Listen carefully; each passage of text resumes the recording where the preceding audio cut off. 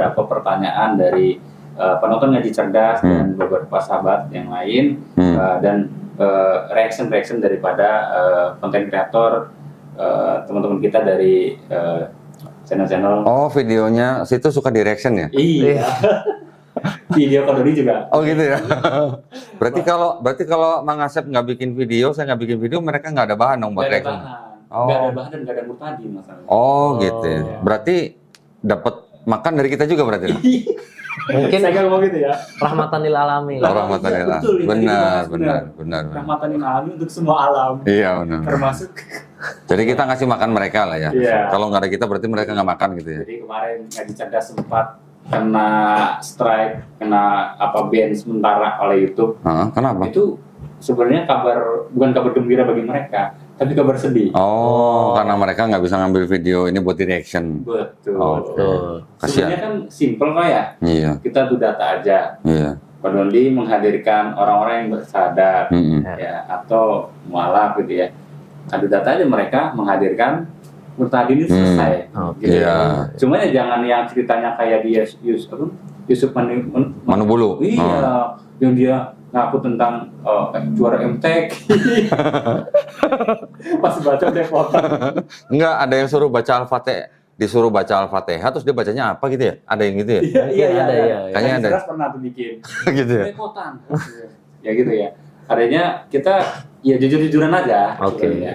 Kan gitu ya. Nah ini kok sebenarnya ada satu pertanyaan, bukan pertanyaan sebenarnya, tapi tolong jelaskan loh, karena kan saya lihat nih kalau ini banyak pembahasan tentang Yesus, tentang apa. Ini bukan berarti untuk mendiskreditkan yang sebelah ya. Artinya kita membuktikan saja sebenarnya, karena mereka membahas agama kita ya kita juga berhak membantah kan gitu. Islam itu kan kalau kita ikut tadi namanya Ustadz Nababan ya, pantang itu umat Islam menyerang. Tapi ketika diserang, pantang juga kita diam. Gitu. Betul. Nah ini di sosial media kita diserang dengan argumen-argumen mereka gitu ya. Nah maka ini ada satu pertanyaan nih kok. Tapi tunggu sebentar. Sorry. Sebelum bertanya nih, saya mau nanggepin sedikit tadi nih ya kalimat-kalimat yang terakhir nih. Yang mana tuh Pak? Ya, maksudnya bahwa kita nggak boleh menyerang, tapi kalau kita diserang kita juga nggak boleh diem aja gitu kan. Kalau dibilang tadi, Mang Asep bilang bahwa mereka juga membahas agama kita. Bukan membahas mereka mah. Sebenarnya mereka bukan membahas. Membahas itu kan hanya di ranah apologetika. Tapi di lapangan Mas Asep tahu nggak mereka ngapain? Di lapangan. Iya, ada salah satunya ada yang menyerang pribadi. Bukan. Apa tuh? Jadi memang ada kegiatan yang diperintahkan oleh gereja untuk memang mencari jiwa-jiwa. Artinya mencari jiwa-jiwa itu mencari orang di luar Kristen, diajak masuk Kristen.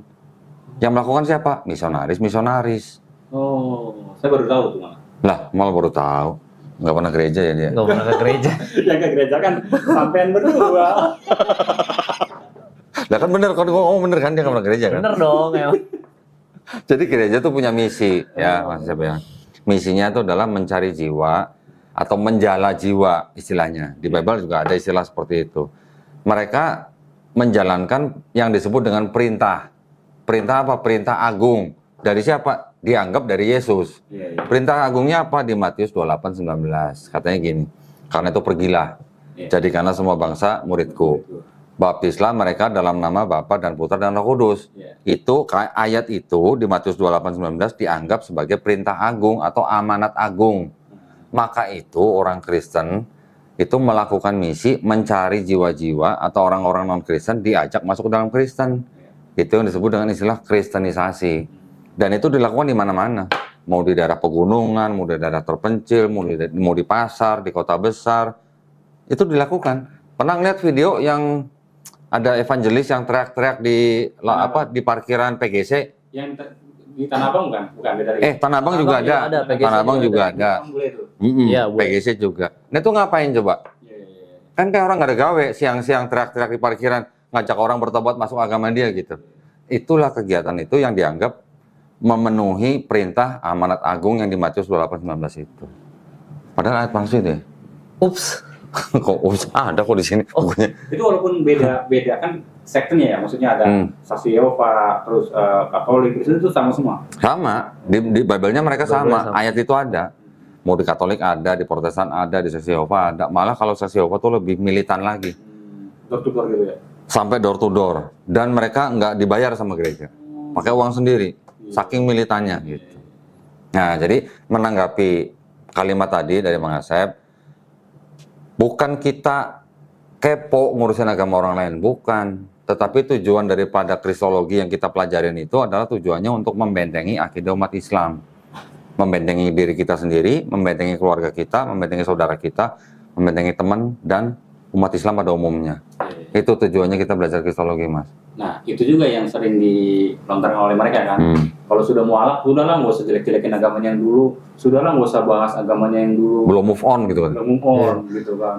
Justru karena kita care nih sama sesama muslim, kita ngajarin ini supaya sesama muslim tahu. Jadi kalau saudara-saudara kita yang muslim di rumah lagi anak ngopi atau nonton atau ngaji atau ada yang ngetok-ngetok pintu, Kamu tidak diundang ya? ngasih pamflet, ngasih brosur, ngajak ngobrol, mau memberikan kabar baik atau kabar keselamatan, umat Islam udah tahu cara menangkalnya, cara menjawabnya gitu. Lawong imam besar masjid yang di Amerika siapa? Imam Samsi Ali. Didatengin sama misionaris di rumahnya Iya. Di Amerikanya tuh. di Amerika. Nah, sampai begitu. Itu nggak hanya di Amerika, di Indonesia juga banyak gitu.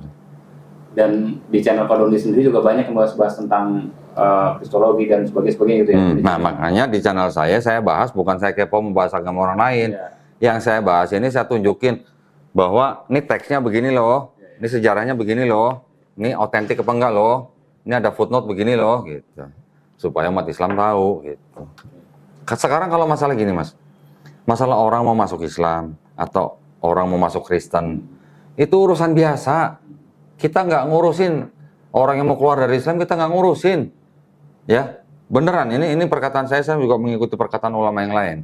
Kalau ada orang keluar dari Islam masuk agama lain, terutama diajak misalnya masuk agama Kristen, itu hak dia. Dalam konteks di negara kita Indonesia nih ya, negara kita kan negara sekuler nih, kita tidak menjalankan syariat agama Islam.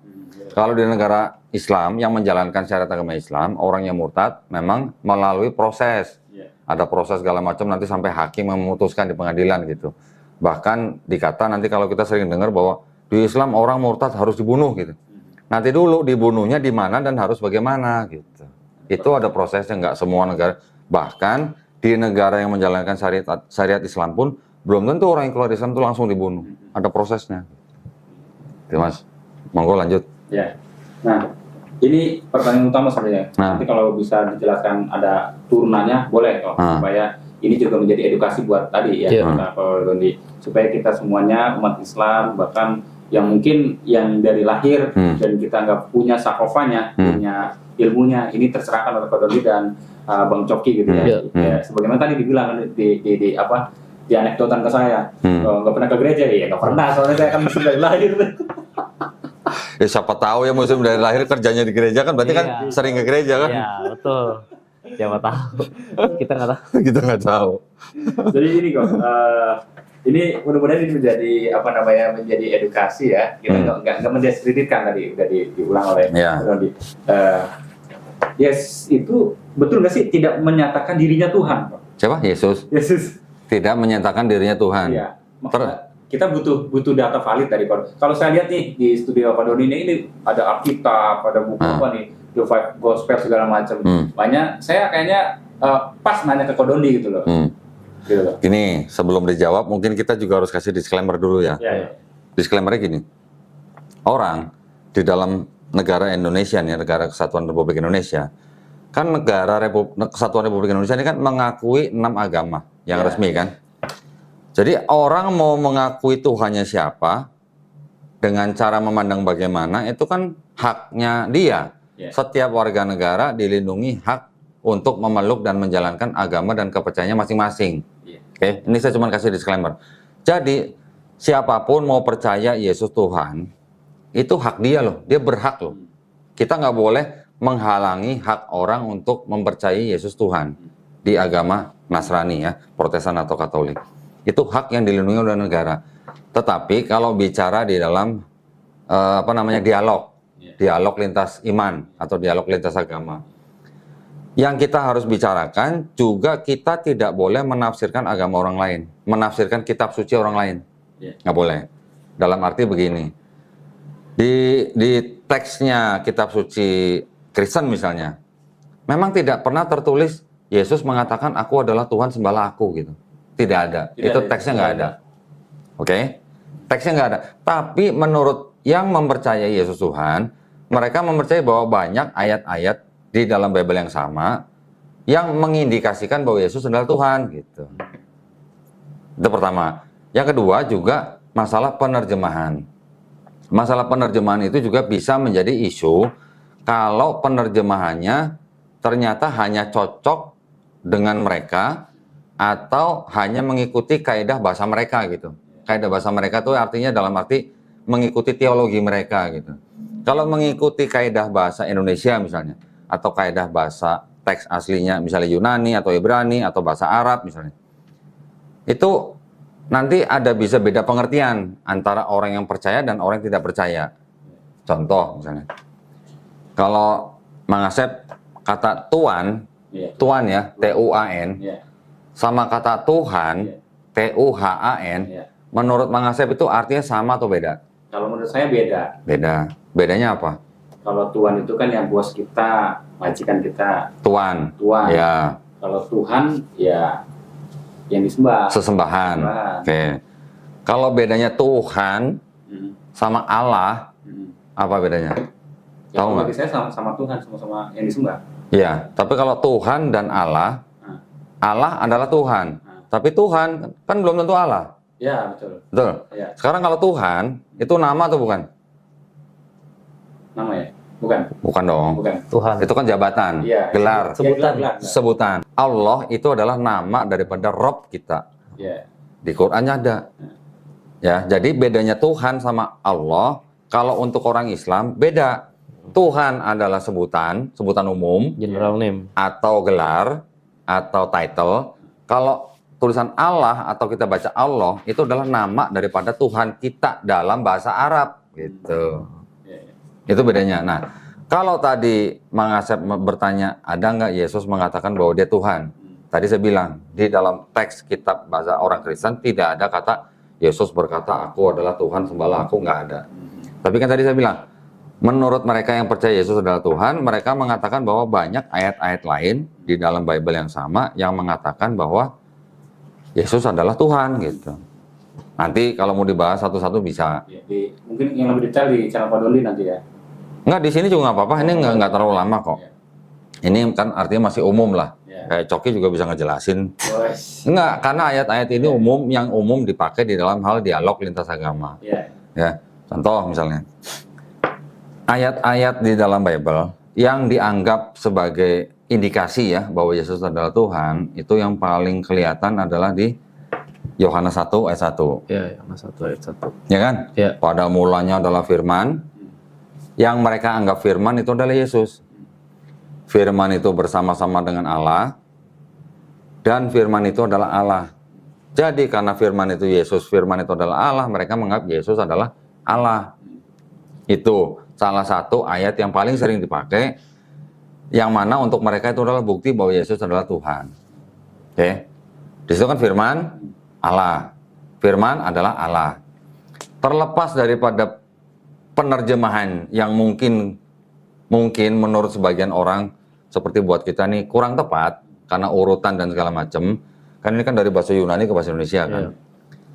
Terlepas dari itu, kita juga bisa sanggah bahwa itu bukan indikasi bahwa Yesus Tuhan. Ataupun kalau mau dianggap itu sebagai indikasi bahwa Yesus Tuhan, ternyata kalimat-kalimat seperti itu adalah adopsi dari filosofi Helenisme. Pernah dengar nggak? Mulai. Orang Yunani, Ya. bangsa Yunani kuno, percayanya siapa Tuhannya? Ada dewa Zeus. Dewa. Dewa Zeus ini dewa yang Tertinggi. selamitan. Ya. Selamitannya apa?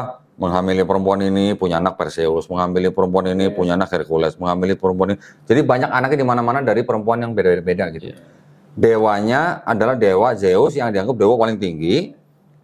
Perempuannya adalah manusia. anak daripada manusia dan dewa Zeus ini disebut setengah manusia, setengah dewa. Ini salah satu bagian daripada budaya Helenisme disebutnya.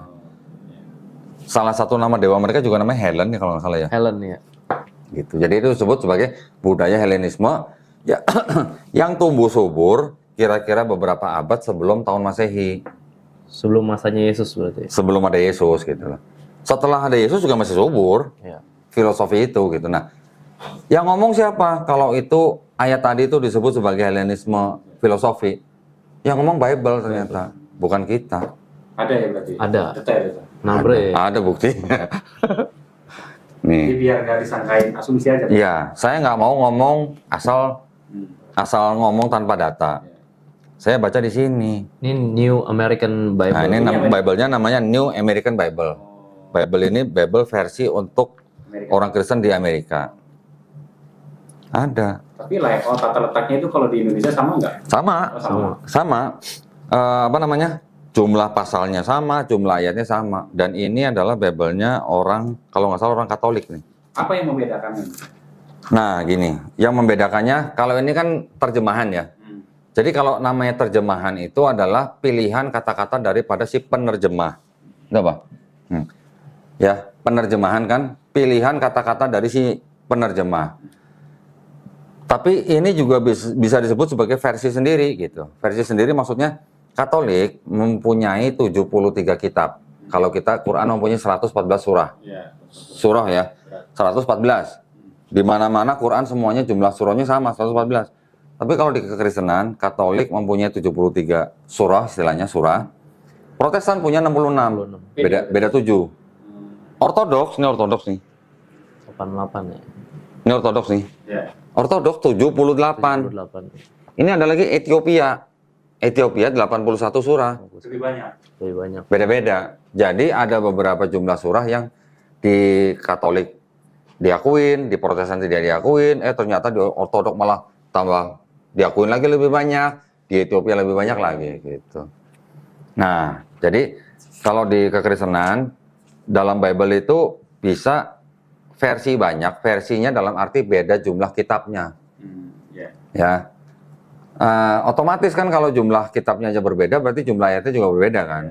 Tapi kalau di Quran, jumlah surahnya sama, semuanya 114.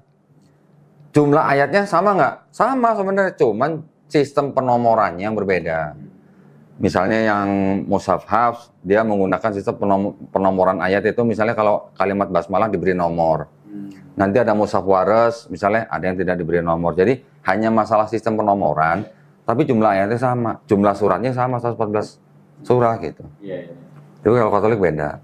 Nah, ini tadi balik lagi nih. Ini adalah John, ya. John 1:1. John chapter 1 verse 1. In the beginning was the Word, and the Word was with God, and the Word was God. Ini ada tanda nih, di bawah ada catatannya. Ini adalah Hellenistic filosofi. Yang tadi itu ya. Jadi yang ngomong bahwa ini adalah adopsi Hellenistik bukan saya, ini loh yang ngomong. Gitu. Bible sendiri yang ngomong. Itu di semua Bible tuh, semua sektor Kristen gitu juga sama. Enggak semua Bible ada catatan kaki seperti ini. Tidak semua ada. Biasanya rata-rata yang ada catatan kaki seperti ini adalah Bible-nya orang Katolik. Ya. Orang Kristen juga ada yang menggunakan Bible catatan-catatan kaki itu, tapi itu disebutnya dengan studi Bible gitu lah. Bukan Bible yang sering dibawa-bawa sama jemaat ke gereja, bukan. Kalau yang Bible yang sering dibawa sama jemaat tuh yang seperti ini, yang standar nih. Nah, ini isinya cuma ayat, tidak ada catatan kakinya. Ya, nggak ada footnote-nya. Ini yang TB, terjemahan baru, terbitan tahun 1974. Tahun 2023 baru dikeluarkan versi yang baru, yaitu TB2. Apa yang beda? Terjemahannya, ini kan sama-sama terjemahan. Ini tadi terjemahan, ini juga terjemahan, ini juga terjemahan. Terjemahannya ada yang berubah gitu. Ulasannya mungkin di video ini kali. Ada di channel saya. Ada ya? Apa saja yang beda, nanti di channel saya bisa dilihat. Antara bahasa Indonesia sama bahasa Inggris, ada perbedaan dengan terjemahannya? Beda, namanya terjemahan ya. Contoh misalnya, ini versi King James Version. King James, ini terbit 1611. Ini terjemahan baru, terbitan dari Lembaga Alkitab Indonesia. Contoh perbedaannya apa? Yang paling simpel aja. Di sini dibilang salah satu tulah yang diturunkan kepada Bani Israel pada zaman Nabi Musa, salah satunya adalah nyamuk. Di sini cerita yang sama, ayat yang sama diterjemahkan dari nyamuk jadi kutu. Gitu. Jauh banget ya. Kutu, nyamuk. Ini masalah pemilihan kata-kata. Tapi juga bisa disebabkan karena perbedaan kata di dalam teks aslinya gitu. Nah, kalau teks aslinya kan kalau Perjanjian Lama itu tadinya dari Ibrani menjadi Yunani, baru menjadi Latin, baru menjadi Inggris dan sebagainya sampai ke bahasa Indonesia.